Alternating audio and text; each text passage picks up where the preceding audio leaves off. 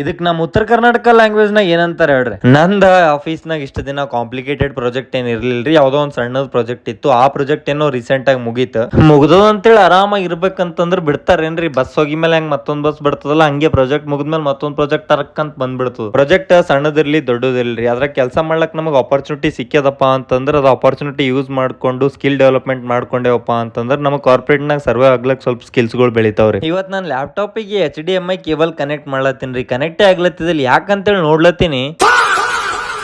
ತೊಗರಿ ಬ್ಯಾಳಿ ಹೋಗಿ HDMI ಕೇಬಲ್ ಕನೆಕ್ಟ್ ಮಾಡ್ತೀವಲ್ರಿ, ಅಲ್ಲೇ ಹೋಗಿ ಕುಂತದ. ತೊಗರಿ ಬ್ಯಾಳಿ ಹೋಗಿ ಅಲ್ಲೇನ ಹೋಗಿ ಹೆಂಗ್ ಕುಂತು ತಗೊಂಬಾರ ಅವನು ಹೈರಾಣ ಆದ್ರಿ ಕೆಲ್ಸ.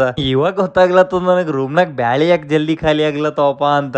ನಿಮಗೊಂದ್ ಸೀಕ್ರೆಟ್ ತೊಗರಿ ಬ್ಯಾಳಿದು. ತೊಗರಿ ಬ್ಯಾಳಿ ಬಿ ಹೈ ಪ್ರೋಟೀನ್ ಸೋರ್ಸ್ ರೀ. 100 ಗ್ರಾಮ್ ನ 25 ಗ್ರಾಮ್ ಪ್ರೋಟೀನ್ ಇರ್ತದ. ಕೇಳ್ರಪ್ಪ, ಪ್ರೋಟೀನ್ ಇರ್ತದ ಅಂತೇಳಿ ಬ್ಯಾಳಿ ತಿಂದ್ರಿಗಿನ ಸೆಕ್ಸಿ ಸಾಂಬಾರ್ ಮಾಡ್ತೀನ್ರಿ. Post workout meal 5 egg 200 gram rice. ನಮಸ್ಕಾರ ರೀ ಎಲ್ಲಾ ದೊಡ್ಡ ಮಂದಿಗೆ.